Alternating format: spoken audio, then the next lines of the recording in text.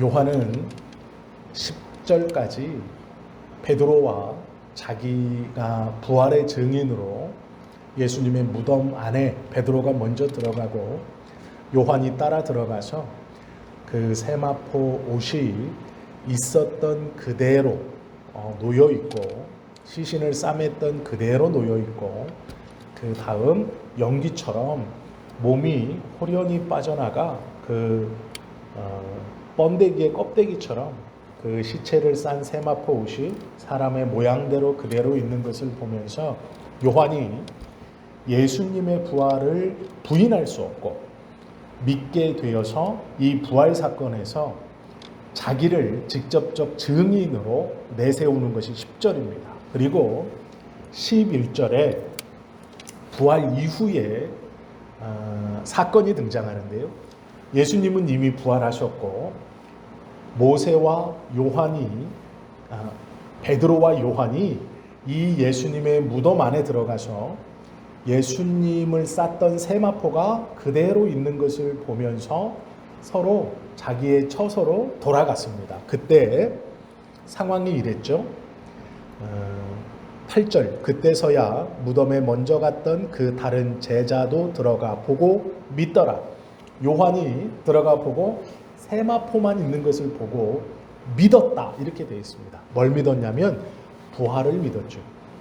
예수님의 부활을 그때서야 믿었다 이렇게 말하고 있는데 믿고 난 다음에 이 두 제자가 자기들의 집으로 돌아갔습니다. 예수님의 무덤에 두 명의 제자가 들어가서 보고 나와서 이제 집으로 돌아갔어요. 예수님은 부활하셨습니다. 부활하신 이후에요. 그러면 예수님이 부활하신 이후에 첫 번째 사건입니다. 이것은 부활과 구별되는 사건이에요. 첫 번째 무덤 안에서 부활하셨던 것을 확인한 사건은 끝났고 부활의 이야기는 여기서 끝났습니다. 이게 하나의 이야기가 아니에요. 두 개의 이야기입니다. 두 번째, 부활 이후에 첫 번째 사건이 벌어지는 거예요. 그게 뭐냐? 여인은 무덤 안으로 들어갈 수 없습니다. 그래서 마리아는 두 제자 베드로와 요한이 무덤에서 나와서 자기의 집으로 돌아가는 것을 보고도 돌아가지 않고 무덤 밖에 있었습니다. 그리고 처음에 요한이 하던 대로 몸을 구부려 무덤 안을 들여다 보았습니다. 그랬더니 머리 쪽과 다리 쪽에 천사들이 서 있는 것을 보았습니다. 그런데 문제는 11절 보시면 마리아가 무덤 밖에 서서 울고 있더니 울면서 구부려 무덤 안을 들여다 보니 흰옷 입은 두 천사가 예수의 시체 뉘었던 곳에 하나는 머리편에 하나는 발편에 앉았더라. 서 있었던 것이 아니고 이런 단 위에 예수님의 시체가 뉘어 있고 여기에 세마포로 예수님의 시신을 머리부터 발끝까지 쭉 쌌던 그 세마포가 그대로 그 모양 그대로 놓여 있었습니다. 그러자 무덤 입구 쪽 이 앞과 다리편에 두 명의 천사가 앉아 있었습니다. 그걸 마리아가 봅니다.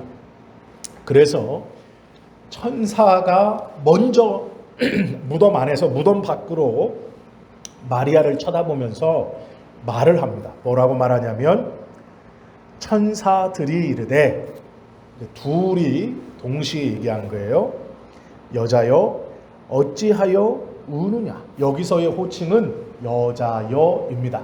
여자여 그냥 보통 명사예요. 일반적인 여자를 지칭하는 거예요. 당신과 나는 처음 봤어요. 마리아도 천사를 처음 봤고 천사도 마리아를 처음 봤습니다. 이럴 때 쓰는 말이 여자여 라는 호칭이에요. 우리로 말하면 미스 이렇게 부르는 거예요. 아가씨 미스 이렇게 처음 본 낯선 여자에게 이렇게 여성을 그냥 지칭하는 보통 명사 여자여 이렇게 불러요. 천사들이 마리아를 보고 여자여 어찌하여 우느냐 이렇게 했더니 무덤 밖에서 마리아가 무덤 안을 보고 천사들에게 대답합니다. 뭐라고 대답하냐면 이렇게 대답하죠. 이르되 사람들이, 자 복수의 사람이에요. 시신을 혼자 못 옮길 것 같아요, 마리아의 생각에.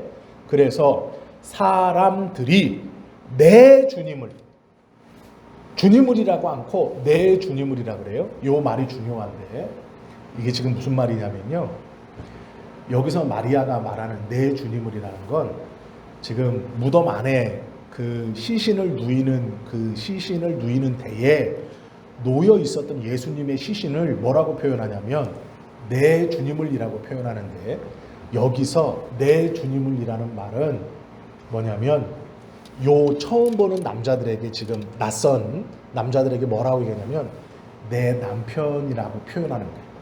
내 주님이라는 말은 여인이, 요 단어는요, 여인이 자기 집에서 자기 남편을 자기 집의 사람이 아닌, 자기 집 가문 사람이 아닌 낯선 사람들, 어떤 낯선 사람이 우리 집에 왔어요. 그래서 뭐라 그러냐면 내가 A라는 동네에서 누구누구를 찾아 여기를 왔는데 이 집안에 그 사람이 있느냐라고 말할 때 여자가 문 밖에 나가서 그 사람은 내 남편입니다 이렇게 대답할 때 내 주님을 찾아오셨습니까? 이렇게 대답하는 말이에요. 내 주님이라는 말이 어떤 뉘앙스로 쓰였냐면, 지금 마리아는 뭐라고 그러냐면 제 남편의 시신을 누가, 어떤 사람들이 가져간 것 같습니다 이렇게 말하는 거예요. 무덤 안에 있는 낯선 남자들에게 무덤 밖에 마리아가 그냥 내가 아는 분의 시신이 없었습니다 이렇게 말하는 게 아니고 내 남편의 시신을 누가 가져갔습니다. 이것은 직접적으로 남편이라는 표현일 수도 있고 그만큼 간절하게 찾으려고 하는 말일 수도 있어요. 그런데 단어가 내 남편을 지칭할 때 쓰는 말을 썼어요. 원문에 마리아가 내 남편, 내 주님이라고 번역되어 있지만 내 남편의 시신을 누군가가 가지고 갔습니다 이렇게 지금 말하는 거예요. 이거 찾아달라는 얘기죠. 그렇게 대답할 때 내 주님을 옮겨다가 어디 두었는지 내가 알지 못함입니다 이렇게 해서 울고 있었대요. 즉 시신이 어디 갔는지 알지 못해서 제가 울고 있습니다 이렇게 말했더니, 그 말을 하는 순간 뒤에서 인기척이 느껴져요. 사람이 있는 것 같은 느낌이죠. 인기척. 이 말을 할 때에 14절, 이 말을 하고 뒤로 돌이켜 예수께서 서 계신 것을 보았으나 예수이신 줄은 알지 못하니라. 여러 명의 사람들이 내 주님, 내 남편의 시신을 옮겼는데 내가 어디로 옮겼는지 알지 못해서 울고 있습니다 라고 대답하면서 뒤에 사람 하나가 가까이 붙는 걸 느꼈어요. 인기척을 느꼈어요. 그래서 그 말을 하고 무덤을 쳐다보다가 뒤를 딱 돌아봤는데 남자 하나가 서 있는 거예요. 마리아는 이 남자를 동산직이라고 생각했어요. 왜 그러냐면 이제는 곧 해가 뜰 때였고 새벽 미명에 해가 뜰 때였고 지금 무덤 안에 사람 둘이 있어요. 그리고 그 사람들과 대화를 하다가 뒤돌아봤는데 남자 하나가 서 있어요. 당연히 마리아는 동산직이라고 생각한 거예요. 동산을 지키는 사람, 요 무덤을 지키는 무덤직이기 때문에 이 새벽에 여자가, 원래는 여자들이 이 무덤가나 이렇게 이 무덤 안을 들여다보고 있거나 이러면 안 됩니다. 그런데 그 안을 들여다보고 뭐라고 하고 있는 거예요. 그러면 보통 이 무덤지기들이 어떻게 할까요? 여자를 쫓아내요. 왜 왔느냐 묻고 쫓아내는 거예요. 혹여 들어가면 안 되니까. 무덤 안에 들어가면 안 되니까. 들어가지 못하도록 쫓아내는 거예요. 그 사람이 붙은 줄 아는 거예요. 동산지기가 뒤에 와서 이렇게 보고 있는 줄 알고 마리아가 그 사람에게 예수께서 이렇게 말하죠. 그렇게 딱 눈이 마주치자 15절 보면 예수께서 이르시되 여자여 어찌하여 울며 누구를 찾느냐. 똑같이 물어요. 낯선 사람이 처음 봤을 때 여자야, 이거 천사들이 마리아 보고 묻는 말하고 똑같아요. 여자야, 보통 명사로 부르는 거예요. 뒤에 서 계신 분이 분명히 예수님이에요. 예수님은 마리아를 처음 본 게 아닙니다. 마리아도 예수님을 처음 본 게 아니에요. 그런데 못 알아봅니다. 예수님도 마리아를 어떻게 부르냐면 여자여라고 불러요. 낯선 사람 부르듯이 불러요. 그리고 뭐라고 부르냐면 어찌하여 울며 누구를 찾느냐. 지금 말을 뭐라고 그랬냐면 시신 무덤 안을 보고 마리아가 천사들에게 뭐라 그랬냐. 천사인지도 모르고 그 무덤 안에 앉아있는 2명의 남자들에게 뭐라고 말했냐면 사람들이 내 주님을 옮겨다가 어디 두었는지 내가 알지 못합니다 라고 말하고 뒤돌아봤어요. 사람이 있는 것 같아서. 그랬더니 예수님이 서 있는데 예수님인지도 모르고 그 예수님이 눈이 마주치자 뭐라고 그러냐면 여자여 왜 울고 누구를 찾고 있느냐 이렇게 물어요. 지금 이 장면이 그려지시죠. 마리아는 천사들도 마리아를 일반 여자처럼 대하고 예수님이 서 계셨어 가까이 서 계셨는데도 알지 못하고 일반 여자와 남자들이 대화하듯이 해요. 예수님이 물어요. 여자여, 보통 명사로 묻는 겁니다. 낯선 이를 부를 때 여자여 어찌하여 울고 누구를 찾느냐. 지금 말로 분명히 내 주님을 어디다 두었는지 알지 못함입니다 라고 대답했어요. 근데 다시 확인하는 거죠. 무슨 일 때문이냐라고 쉽게 묻는 거예요. 마리아가 대답합니다. 마리아는 그가 동산지기인 줄 알고 이르되 주여라고 말하죠. 동산지기를 주여. 이제 남자를 높여 부르는 말을 쓰는 거예요. 예수님인 줄 알아봐가지고 주여 하는 게 아니고요. 이건 보통의 이스라엘 여자들이 남자들과 대화할 때 남성을 높이는 말이에요. 주여, 당신이 옮겼거든. 저 무덤 안에 있는 시체를 당신이 옮겼거든. 어디 두었는지 내게 이르소서. 그리하면 내가 가져가리이다. 마리아는 못 가져가요. 남자 시신은 혼자 들 수가 없어요. 그런데 뭐라 그러냐면 동산지기인 줄 알았어요. 그러면 이 사람은 무덤을 지키는 사람이죠. 마리아가 오히려 묻습니다. 남성을 높이는 말로 물어요. 주여. 즉 남자는 평대하고 있고 마리아는 높여 부르고 있어요. 주여, 당신이 옮겼거든. 저 무덤 안에 있는 시신을 당신이 옮겼거든. 어디에 옮겼는지 저에게 알려주면 제가 가져가겠습니다. 이렇게 말하는 거예요. 그랬더니 그 말을 듣고 예수님이요 2번째 불러요. 그런데 부르는데 여자여라고 부르지 않아요. 마리아야 이렇게 불러요. 마리아야. 동산지기가 마리아의 이름을 알 수가 있나요? 동산지기라면 없죠. 지금 남자가 낯선 여자를 부를 때 부르는 여자여라는 말로 했어요. 그리고 왜 울고 있는지 모른다는 투로 얘기했어요. 왜 울고 있고 누굴 찾느냐. 그 말에 정확하게 대답했습니다. 뭐라고 대답했냐면 남성을 높이는 말, 주님 당신이 옮겼거든. 저에게 어디에 옮겼는지 알려주십시오. 제가 가져가겠습니다. 라고 했더니 동산지기인 줄 알았던 이 남자가 이 마리아를 마리아야 이름을 불러요. 동산지기라면 이름을 알 수가 없죠. 마리아야 라고 부를 때 마리아가 돌이켜 마리아가 돌이켜라는 말은요 요 생각이 바뀌었다라는 뜻이에요. 모르고 있던 것을 깨달았어요.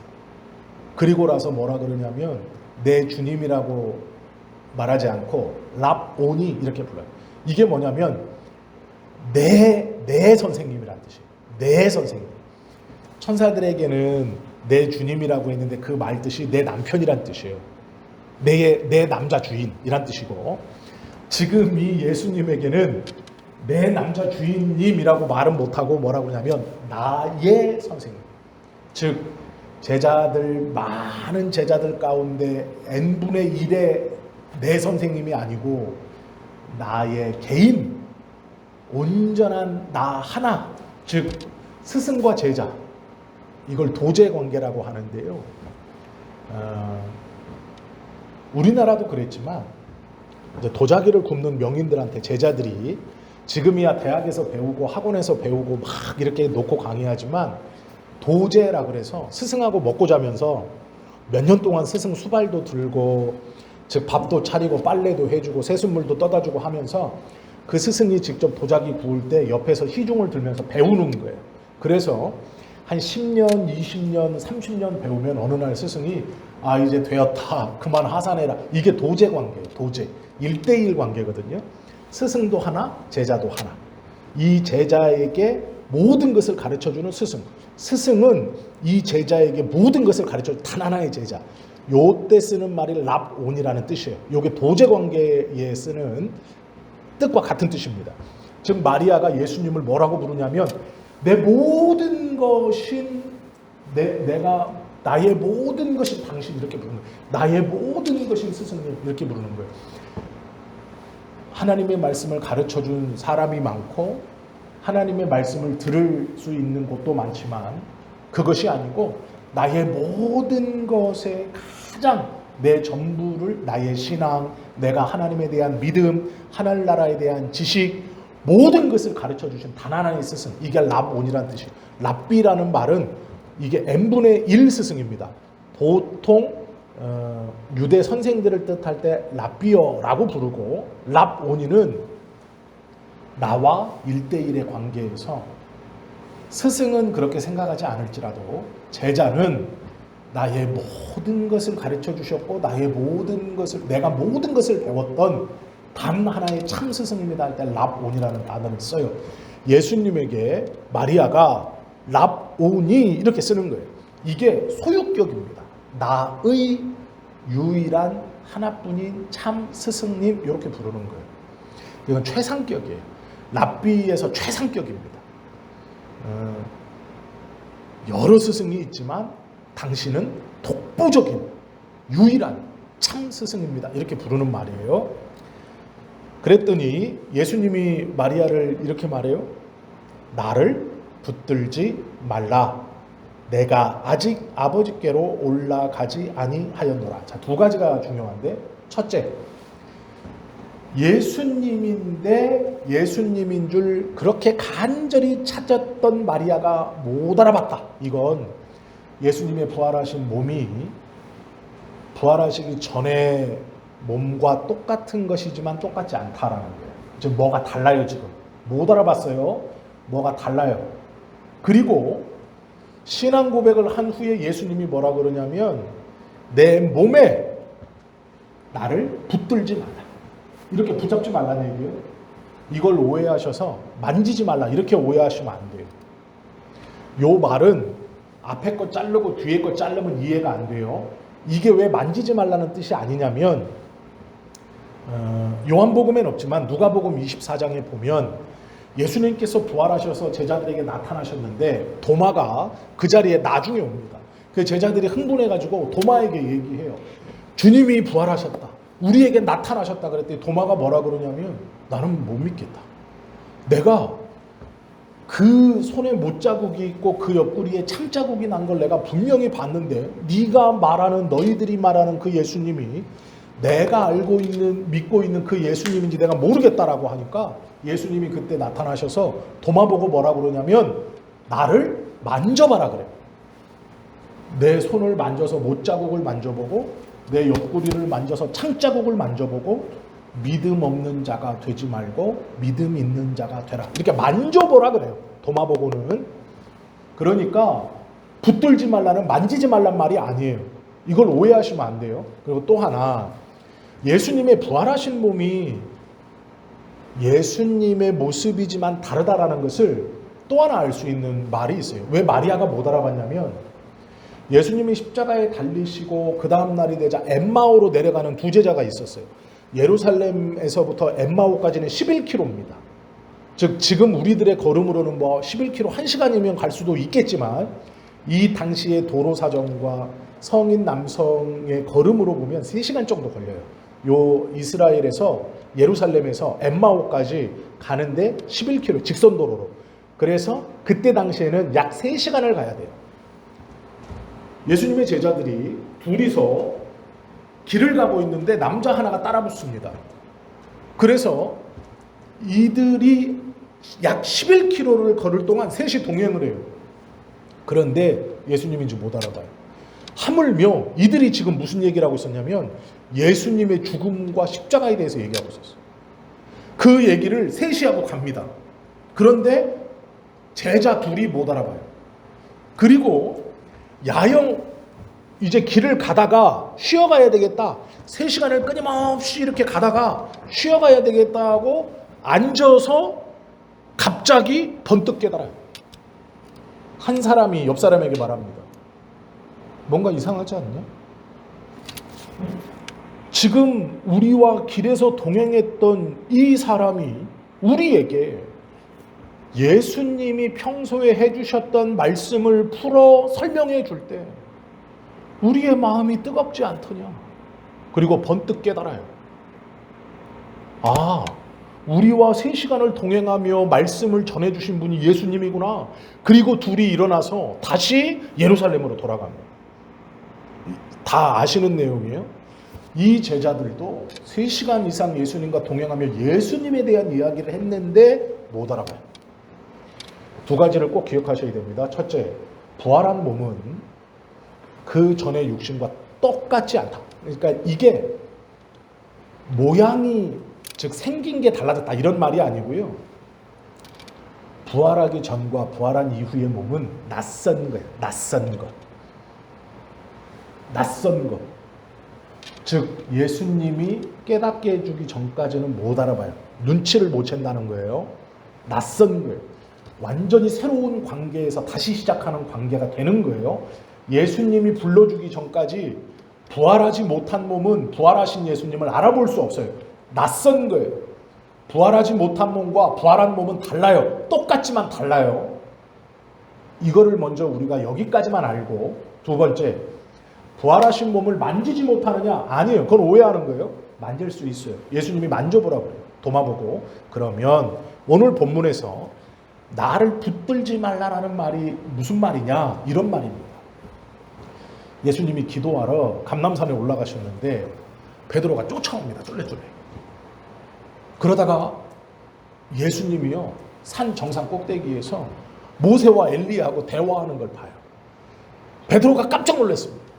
그래가지고 너무 기쁘고 너무 좋고 너무 감격스러우니까 그 모습을 한참 지켜보다가 모세와 엘리야가 하늘로 올라가고 예수님만 딱 남아있으니까 베드로가 급히 달려가서 예수님에게 뭐라고 하냐면 여기가 좋사오니, 여기가 지금 여기가 어디예요? 산 정상. 근데 산 정상이 좋은 게 아니에요. 모세와 엘리야가 예수님과 대화하던 그 영광의 자리, 그 영광의 순간, 그 가슴 벅찬, 아, 우리 스승이 진짜 선지자고 우리 스승이 진짜 모세와 엘리야 이 놀라운 믿음의 사람들과 대화하던 이 역사적인 장소, 이 감격, 이 기쁨, 이곳이 좋사오니 초막셋을 지으면 어떻습니까? 라고 했던 그때 예수님이 베드로 보고 했던 단어가 요 단어예요. 여기 있지 마라. 붙들지 마라. 이게 무슨 말이냐면 요 뒤에 말하고 붙여서 알아들을 수 있거든요. 나를 붙들지 말라.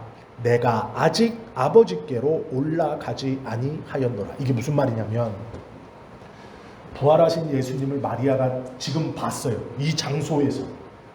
동산지기인 줄 알았는데 예수님이 마리아야 불러주시는 순간 깨달았어요. 죽은 줄로만 알았던 예수님이 내 눈앞에 살아있어요. 그리고 지금 내 이름을 불러줬어요.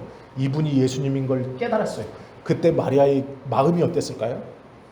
상상할 수 없는 기쁨, 충만함, 행복, 환희가 임했을 거예요. 말로 표현할 수 없는. 즉 이 말은 나를 붙들지 말라라는 말이 무슨 말이냐면 이곳에 안주하지 마라라는 거예요. 이걸 정확히 말하면요, 조금 어려운 말인데 흘러가는 대로 두어라 이런 뜻이에요. 이게 무슨 말이냐? 흘러가는 대로 두어라라는 말이 어떤 의미냐면 조금 이건 철학적인 말인데요. 이런 말입니다. 지금 정말 기뻐요. 정말 기쁜데 나는 이 기쁨의 순간에 시간이 딱 멈췄으면 너무 좋겠어요. 이 상황이 너무 좋아서 시간이 멈췄으면, 이 기쁨이 계속됐으면, 이 자리가 영원했으면 하는 거예요. 그런데 예수님이 뭐라고 말하냐면, 나를 붙들지 말라는 말은 흘러가는 대로 두어라. 즉 마리아에게 있어서 이것은 정말 비교할 수 없는 기쁨의 순간인데, 시간은 가야 된다. 즉 1이 있고 1 다음에 2가 따라오고 3, 4, 5, 6 이렇게 1이 있으면 무조건 2, 3, 4, 5, 6이 있어야 돼요. 지금 마리아가 이렇게 가다가 3에서 부활을 만나고 너무 기뻤어요. 그래서 이 3을 붙들고 있고 싶어요. 그런데 예수님이 뭐라고 그러냐면 흘러가게 두어라. 4, 5, 6으로 가게 두어라. 기쁨이, 내가 지금 이 기쁨이 나에게 탁 멈춰서 이 기쁨이 영원했으면 좋겠는데, 그 다음에 해야 할 개인적으로 느끼는 기쁨, 그러나 시간은 흘러요. 그 다음이 와요. 그래서 이렇게 건너가야 돼요. 이게 자연스러운데, 이 자리에 멈추어 있지 말고, 이 상황에 멈추어 있지 말고 그 다음 흐르도록 두어라, 이런 뜻이에요. 그러면 예수님이 부활하셔가지고요, 첫 번째 중요하게 말씀하시는 이야기가 부활하신 이후 첫 번째 하신 말씀인데, 정말 중요한 거. 우리는 예수님의 십자가의 사건, 죽음, 그리고 부활, 이걸 굉장히 중요하게 생각하죠. 그런데 예수님이요, 부활하시고 나서 첫 번째 제자인 마리아에게 전하라고 가르쳐 주신 건 그게 아니에요. 내가 부활했다라는 말이 아니에요. 부활은 10절까지 끝냈어요. 부활 사건의 증인은 베드로와 요한으로 끝난 거예요. 부활 이후에 첫 번째 전하라고 하신 말씀이 뭐냐면 그 뒤에 말이에요. 나를 붙들지 말라. 그 뒤에 말, 흘러가는 대로 두어라. 네가 기쁘지만 흘러가는 대로 두어라. 그리고 요 기쁨 뒤에 오는 중요한 첫 번째 명령이 있어요. 그게 뭐냐면 너희들이 깨달아야 하는 첫 번째, 전해야 하는 첫 번째, 그게 뭐냐면 내가 아직 아버지께로 올라가지 아니하였노라. 올라가신다는 게 중요하다. 올라간다는. 부활 이후에 첫 번째 마리아에게 가르쳐 주신 예수님의 말씀이 뭐냐면 내가 올라가는 것이 중요하다. 내가 나를 붙들지 말라. 내가 아직 아버지께로 올라가지 아니하였노라. 우리는 십자가와 죽음과 부활이 중요하죠. 그런데 예수님은 부활하신 뒤에 첫 번째 뭐라고 그랬냐면 올라가지 못했다는 것을 중요하게 여겨요. 그리고 그걸 깨우쳐 주세요. 그리고 뭐라고 말씀하시느냐? 어디로 못 올라갔냐? 이렇게 말씀하시죠. 너는 내 형제들에게 가서, 자, 마리아야, 기쁘지, 즐겁지, 행복하지, 그러나 흘러가야 한다. 그 다음 해야 할 일이 있다. 이 기쁨에 안주하면 안 된다. 그 다음 정말 중요한 것이 있다. 뭐가 중요하냐면 내 아버지 곧 너희의 아버지, 내 하나님 곧 너희 하나님께로 뭐 한다?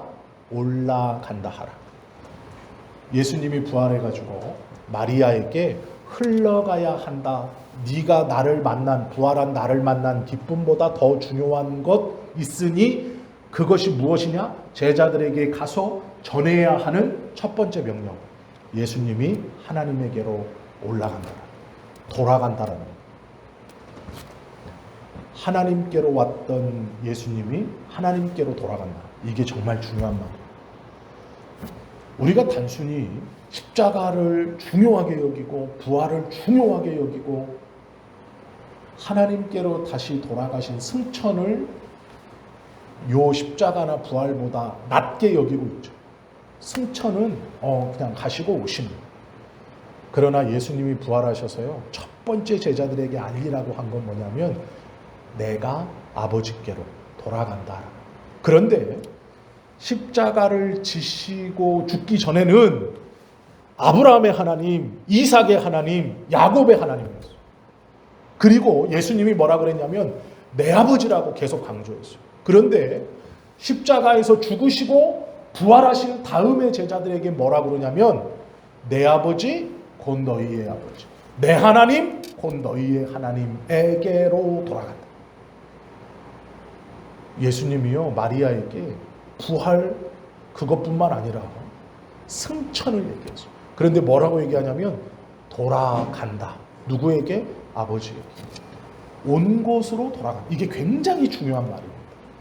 예수님께서 부활하시고 나서 마리아에게 정말로 중요한 것이 있으니 네가 부활한 나를 만난 기쁨, 네가 여기서 느끼는 행복, 네가 지금 갖고 있는 환희보다 더 중요한 마땅히 이루어져야 하고 네가 가서 전해야 하는 첫 번째 사명. 그건 예수님의 부활이 아니에요. 부활은 이미 베드로와 요한에게 맡기셨어요. 증거하게 믿게 하셔서 이미 둘이 이 부활을 믿고 돌아갔어요.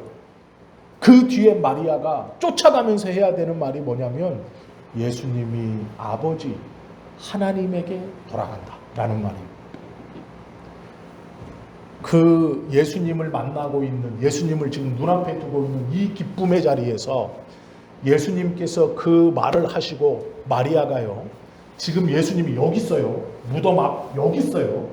이 예수님을 두고 예수님의 말씀을 그대로 이행하려고 18절 보시면 막달라 마리아가 갑니다. 이게 갈 수 있겠어요? 못 가죠.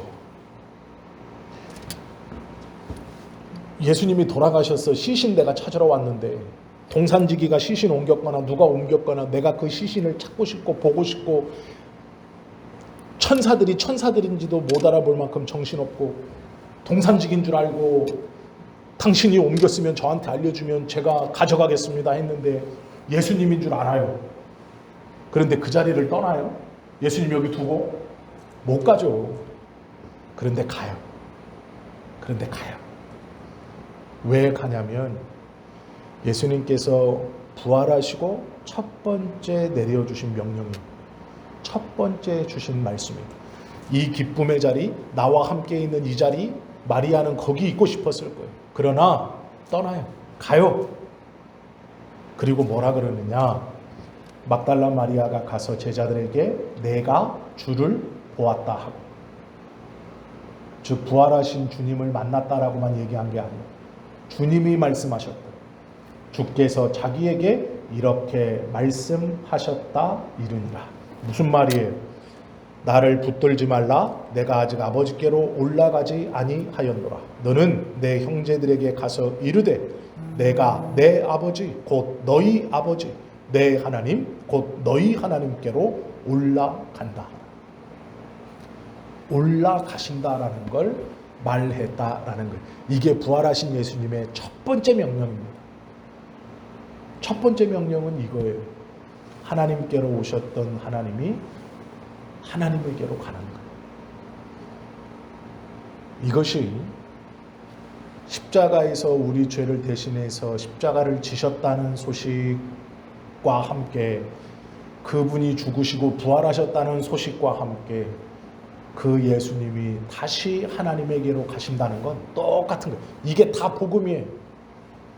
이 두 개가 월등하고 이것은 그냥 흐지부지 이렇게 따라가는 게 아니고 이것이 복음이에요. 똑같은 무게감이 있는 거예요. 하나님께로부터 와서 하나님에게로 간다라고 하신 말씀. 그런데 오셨을 때 우리에게 하나님은 아브라함과 이삭과 야곱의 하나님이었어요. 십자가를 지시고 부활하셔서 가실 때 우리 보고 예수님이 뭐라고 그러냐면 나의 아버지, 너희의 아버지, 내 하나님, 너희의 하나님. 관계가 바뀌어요. 하나님과 우리와 관계가 바뀌었다라고 예수님이 선언해 주세요. 그리고 이 바뀐 하나님에게 자기가 간다라고 하시는 거예요. 이게 첫 번째 명령이에요. 우리가 예수님의 올라가심, 승천을 그냥 그렇게 생각할 수 없는 이유입니다. 그리고 놀라운 게 있죠. 마리아를 사용하셨다라는 것이 중요해요. 다 아시는 것처럼 이 당시의 여성은 선지자로 쓰일 수 없어요. 그런데 죄 가운데서 십자가, 우리 죄를 대신해서 십자가를 지시고 부활하신 예수님이 부활의 증인으로는 베드로와 요한을 사용하셨어요. 그리고 첫 번째 사명, 즉 말씀을 전하는 첫 번째 선지자로 마리아를 써서 여성입니다. 왜요?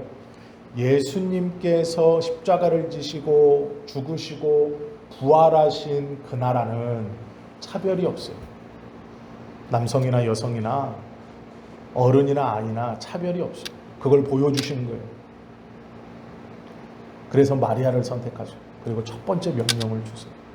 마리아는 그것에 담대히 순종해 예수님을 놓고 예수님을 만난 그 기쁨의 자리에 머물러 있지 않고 제자들에게 가서 예수님이 자기에게 하신 말씀이 무엇인가를 정확히 전하죠.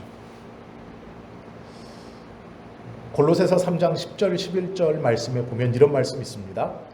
자기를 창조하신 이의 형상을 따라 지식에까지 새롭게 하심을 입은 자라는 말이 있어요.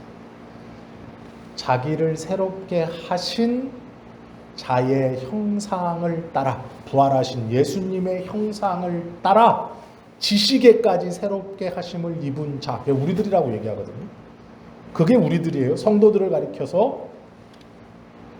가리켜서 그냥 거룩한 무리들 이렇게 말하는 게 아니라 자기를 창조하신 이의 형상에 따라 지식에까지 새롭게 하심을 입은 자들. 그럼 어떤 지식이에요? 과거 예수님을 닮기 전, 새롭게 되기 전 갖고 있던 관습, 남자들이 위에 있고 여성들이 아래에 있고 돈 많은 사람 위에 있고 권력 있는 사람 위에 있고 가난한 사람 아래에 있고 주인이 있고 종이 있고 상전이 있고 부하가 있었던 이 9세대, 죄의 종로로 타던 9세대, 그 모든 것들, 내가 알고 있던 모든 것들을 다 패하고 완전한 새로운, 몸뿐만 아니라 지식에까지 새롭게 완전한 새로운, 예수님이 창조하신 새로운 세상, 그 세상에서 사는 새로운 지식, 평등이, 화평이, 그것을 예수님이 보여주기 위해서 마리아를 선택하시고 첫 번째 사명을 마리아에게 주세요. 여인에게. 그리고 그걸 증거케 하죠. 마리아는 놀랍게도 그 말에 순종해서 담대히 해요. 예수님을 놓고 제자들에게 가요. 그리고 보았다고 하고 예수님이 하신 말씀을 그대로 전해요. 예수님께서 만드신 새로운 세상을 살아가는 새로운 지식, 차별이 없고 구별이 없고 하나님께서 선택한 모든 사람들이 평등한 세상, 사람의 구별, 빈부의 구별, 노소의 구별이 없고 그것이 새로운 세상입니다.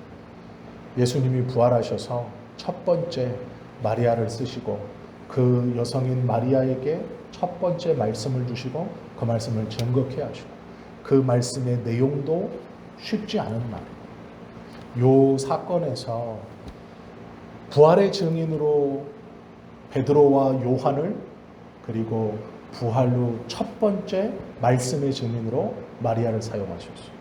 차별 없이, 구별 없이, 조건 없이. 마리아는 너무도 놀랍게 순종하죠.